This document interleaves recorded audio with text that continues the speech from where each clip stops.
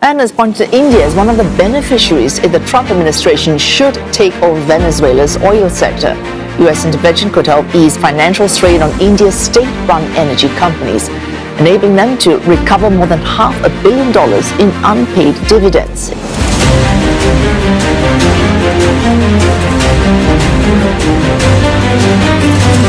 India's energy ties are back in the global spotlight, this time at the center of a sweeping new trade agreement with the United States. Washington claims New Delhi has committed to walking away from Russian crude oil in a move that helped unlock sharply lower tariffs on Indian exports. But the data, the timelines and the geopolitics tell a more complex story. India's biggest oil company wants Venezuelan oilfields, but to get them it needs Washington's permission. Hi, this is Indranil and you are watching the Spotlight Media and Technology.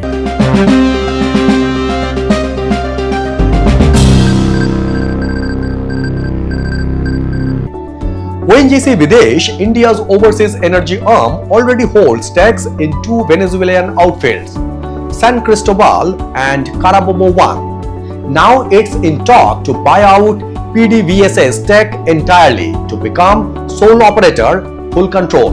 The price, production scaling from 12,000 barrels a day to potentially 50,000 barrels a day, plus over $500 billion in stuck dividends that India has been waiting years to recover. On Monday, US President Donald Trump announced a landmark trade deal with India, cutting tariffs on Indian goods to 18% from 50%. Those tariffs had included a 25% punitive levy tied directly to India's continued purchases of Russian crude oil. According to President Trump, Prime Minister Narendra Modi assured him that India would stop buying Russian crude and instead shift toward energy imports from the United States and potentially Venezuela. One problem: the US government controls who operates in Venezuela now, and ONGC is waiting in line for a license from Washington. Here is the backstory that matters. Since Venezuela's President Nicolas Maduro was effectively removed from power in January, Washington has assumed control over Venezuela's entire oil sector. Every foreign company, Chevron, BP, Shell, Repsol, needed a US license to keep operating. They got one. India is still asking. This isn't just an energy deal. This is India navigating US sanctions architecture to secure long-term oil supply in a country that Washington now controls but doesn't own. Now here's what the energy headlines miss. Question 1. Environmental liability in a broken state. Venezuela's oil infrastructure has collapsed over 2 decades. Economic mismanagement, sanctions, institutional erosion. San Cristobal and Carabobo have seen steep production declines.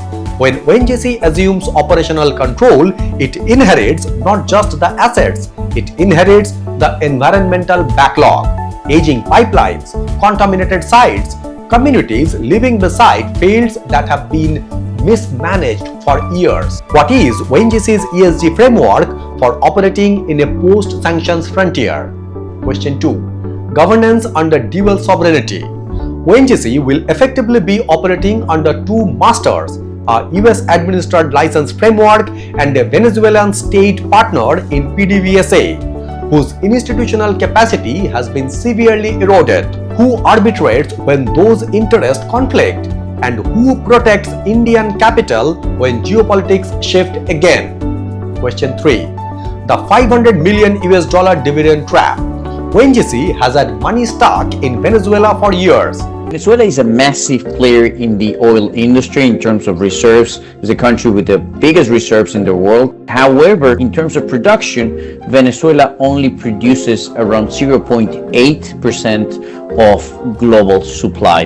Venezuelan crude is very specific. It's a heavy type of crude, a bit more costly to extract.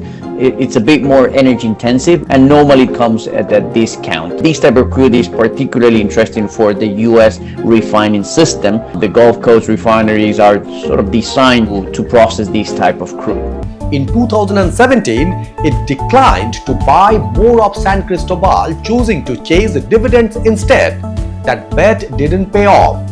Now it's doubling down.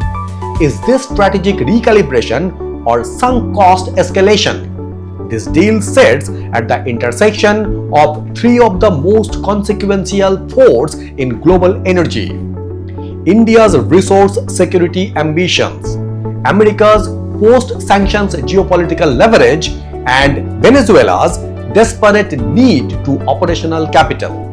Every major oil power is repositioning in Venezuela right now. India cannot afford to arrive late, but it also cannot afford to arrive unprepared. ONGC wants the oil, Washington holds the license, Venezuela needs the investment, and somewhere in the triangle, India's energy sovereignty is being negotiated. This isn't just a business deal, it's a geopolitical stress test for Indian capital, Indian governance, and India's ability to operate in the world's most complicated energy theater. This is the Spotlight Media and Technology, where energy meets geopolitics and governance meets consequence. Follow the Spotlight beyond profession, because energy security is never just about oil. Thank you very much for watching and signing it off.